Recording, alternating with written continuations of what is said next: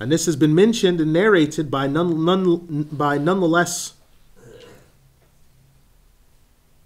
as this has been narrated by no less than figures such as Ibn Umar, Ibn Amr, Qatada, Mujahid, and As-Sudai.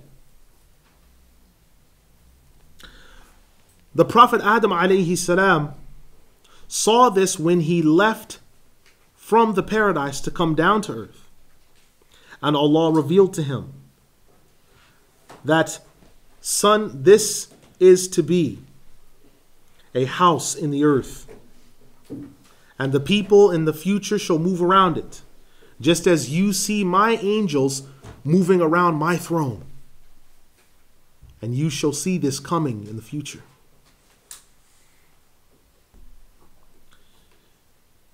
Thirdly, this was sent to come down. The residual, the foundations of it were sent to come down with the Prophet Adam alayhi salam when he came down from the paradise. When the flood came, the house, the waters came to near the base of the house, and it was lifted so that it was suspended and maintained in the sky. The Prophet Ibrahim alayhi salam rebuilt it on the foundations that were left from when it was lifted.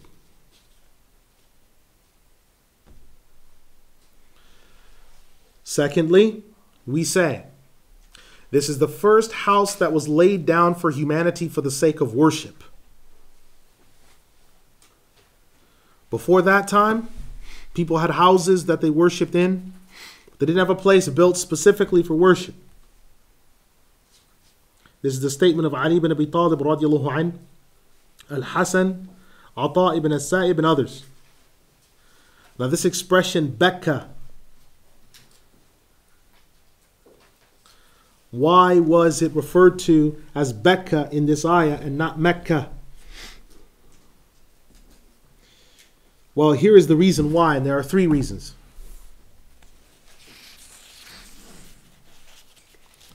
One is because of the specifying the difference between the Kaaba and Mecca itself.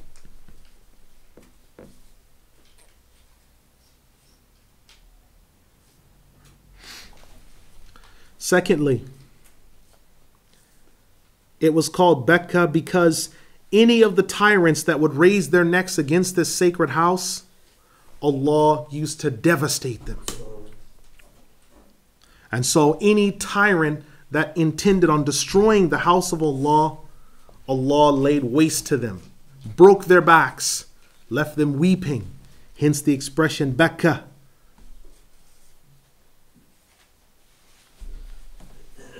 Thirdly, that it was made from the most precious rocks. And so people wept on its nobility, its beauty.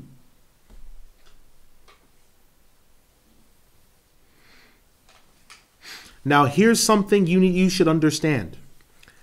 Everyone is agreed that the name for the Kaaba and the area surrounding it is called Mecca. That is what is being referred to when we talk of Mecca. This is the city, the Kaaba, and its outskirts that surround it,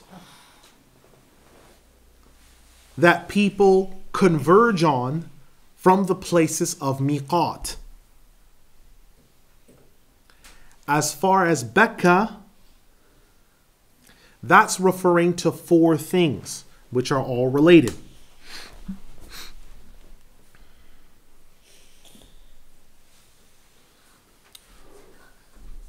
One is that it is the name for the section of land where the Kaaba sits on it. That whole section is called Bekka. As said by Ibn Abbas, Mujahid, Abu Malik, Ibrahim, and Atiyah.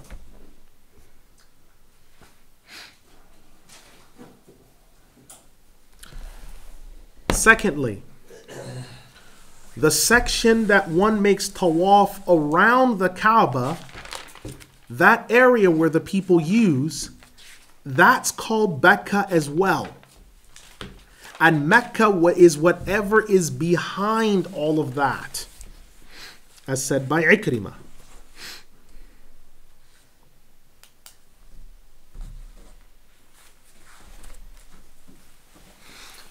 Thirdly, Mecca also includes the Masjid and the Kaaba. So the area the Kaaba sits on, the area people make tawaf around it, and the Masjid complex itself is referred to as Mecca.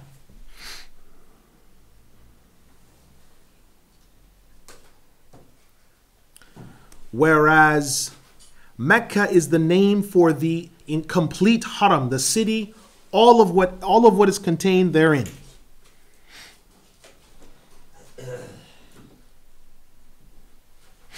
Fourthly, Mecca will obviously have to include Mecca, but Mecca does not always include Mecca. So whenever Mecca is mentioned, we know that it's referring to Mecca. But whenever Mecca is mentioned, it's not always referring to Mecca. As said by Ad-Dahhak, Ibn Qutaybah, and others. Close quote. Now what's important here to understand then is this. Every time Mecca is made reference to, it obviously has to be in Mecca. It couldn't be anywhere else. It can't be Bangkok. It can't be Shanghai. But whenever Mecca is referred to, it may not always be the Kaaba. Because Mecca is sometimes difficult to understand. Mecca includes the outskirts of the city. Let me explain. When you come in from Jeddah airport and the buses begin rumbling their way on the way to Mecca, people are in those sweat boxes that they're calling buses with no air conditioning. And as you're sweating your heart out and trying to say Labaik Allahumma Labaik before heat stroke hits, you reach the city limits of Mecca. Now, before you reach there, this tells you about the sanctity of Mecca. Before you reach there, when the plane is coming, they warn you ahead of time, we're entering the miqat zone. So what do? You haven't even come to the city limits of Mecca. But before you even think about it, you come to the miqat zone, you put on the ihram. Whether it's for Hajj or Umrah, you put it on. If you go there without having done that, you will have to go back out and put it on if you're going to do Umrah or Hajj. This is telling you the sanctity of the city. There are people that purely out of the sanctity and respect for it, that no matter what they're doing, even if they're doing business, they still go there in ihram, they still pay their respects, and then they handle their business because of the sanctity of Mecca. So, people are there in ihram, they're doing everything else, then they reach there. Now the city limits of Mecca will be near Ju'arana. And it's also included in Masjid Aisha as the closest you can go outside of the limits. So Ju'arana, people will go there, take off their normal clothes, put on the ihram, make intention, get back on the bus or in the cab or whatever, and come back in to make Hajj or Umrah. That's the city limits. That's the city limits. Now, that is Mecca. Mecca is the Kaaba, the site stone where the Kaaba sits, the foundation stones, the place where people are making tawaf around it, and Al-Masjid Al-Haram itself. That whole area is Mecca. Now, the fuqaha have been intelligent to advise some of the people there by having slightly different colored tiles. So when someone comes there and they see the tiles, the coloring of the tiles, they'll know when they're entering Mecca and when they are on the street. And you'll see some people that will stop inadvertently. They'll stop and you'll see a set of tiles, dark colored tiles, and they will stop and they'll jerk upright and take them off and then come in without their sandals to make sure that even though it's not violating the sanctity, they feel that the sanctity, I want to enter this sacred place with no barrier between my feet and the holiness of this place. So they stop, and there's a reason why. So when you go there and you see, well, there's these gray tiles going around, and it seems like there's like a system in place. That's because there is. People have tried to put a system in place to make sure that people know the difference between the compound that you're entering and the difference between that and Mecca itself. So when you are there and you come into the sacred compound, once you reach that section, you've come into Mecca. That's the most sacred part of the haram. All of it's holy. But now you are in the most sacred part of the haram. So now you're there. Mecca. And Mecca also means place of weeping. It's used in Hebrew as well. Baqa. It's used in Hebrew as well. Place of weeping. It's been referred to, the Kaaba has been referred to in Greek records. As far back as 3,000 years, there have been references to the Kaaba. So it's been referred to. No one can deny the historicity of that place. 3,000 years. It's 4,000 years, the current structure as it stands in terms of its ancientness, the dimensions and such. So when you go into this area, it is the most holy part of the haram. So when you go on Hajj, when you go on Umrah, and you put on the Ihram, your attitude should already be in a state of sanctity when you reach the miqat zone. It shouldn't take you to get to Masjid al-Haram, to see the Kaaba, where all of a sudden you realize, oh, subhanAllah, I'm in a sacred place. No. The fact that you have to change your clothes and you can't even wear your street clothes there should be evidence enough that the place I'm coming into, what other place on earth can you think of? What other masjid on earth can you think of where the middle of the masjid is taken up by another masjid? What other masjid can you think of? You and I both know from the hadith in Bukhari that you have to do tahiyatul masjid as a sunnah when you come into the masjid. You pray 2 rak'ah when you come into the masjid. Not this one. Tahiyatul masjid for Masjid al-Haram is tawaf. You do tawaf. You do 7 circuits. 7 shot is 1 tawaf. That's tahiyatul masjid. You don't stop and do 2 rak'ah. No. You do 1 full tawaf. So wherever, it doesn't matter what time you're there, someone's making tawaf around the Kaaba. It doesn't matter what time of year it is, where you are, someone's making tawaf around this building. And it's been that case from our records from 4,000 years on.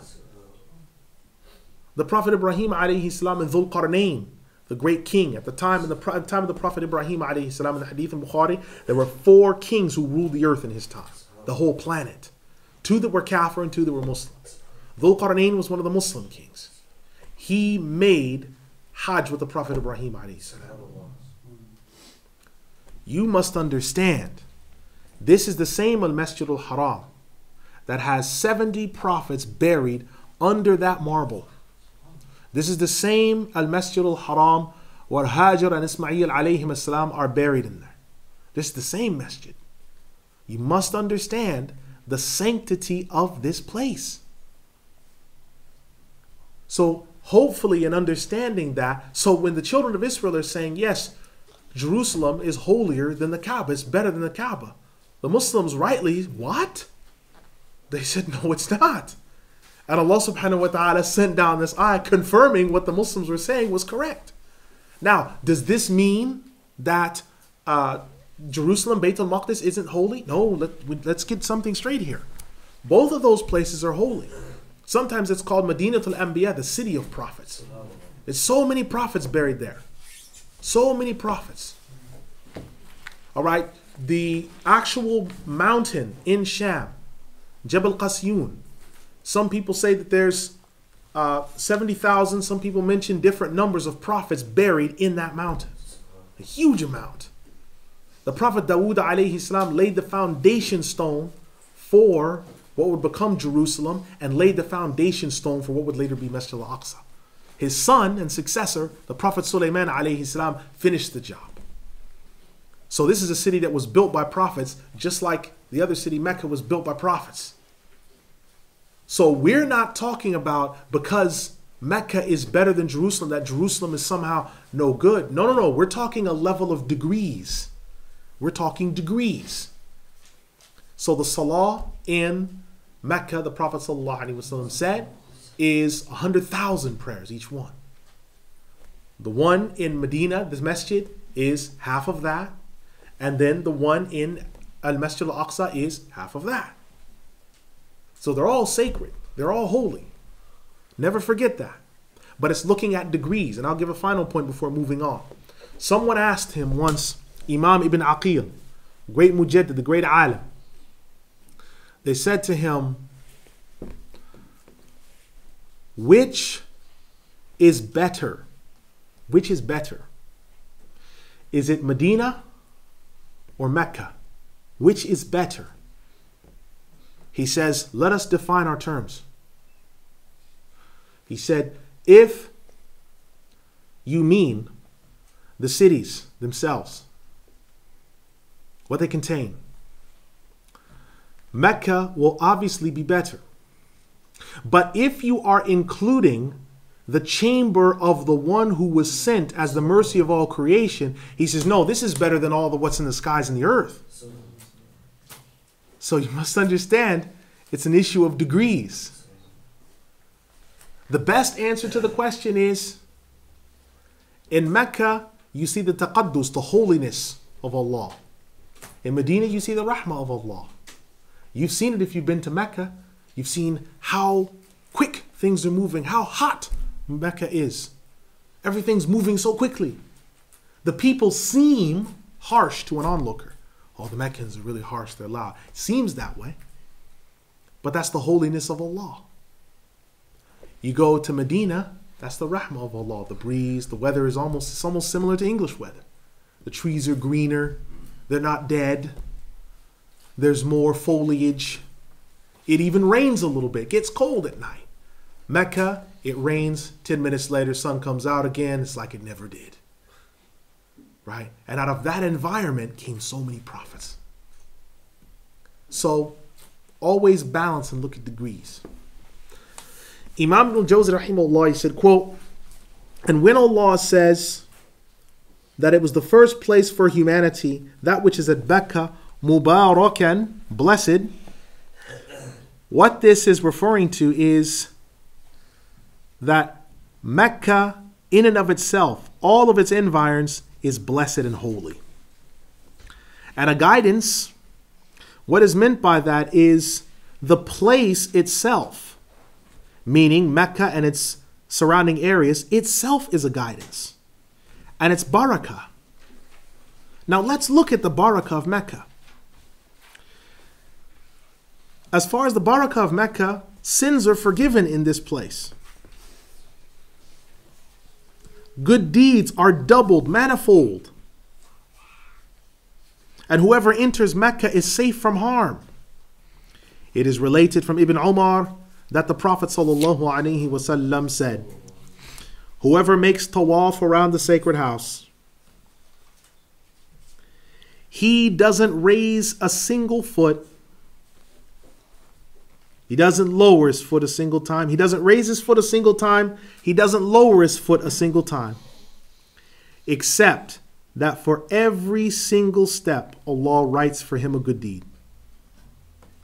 And in every single step, Allah takes a sin away from him and raises him in rank by every single step that he takes. This is collected by Imam Ahmad in his Musnad and at-Tirmidhi in his Sunan. When Mecca is called a guidance to the creation, there are 4 things that are being referred to in it being a guidance to creation. One is that it is a qibla for the creation, the human beings to face.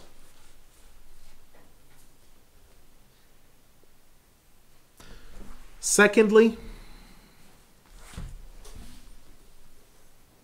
it is a rahmah to the creation.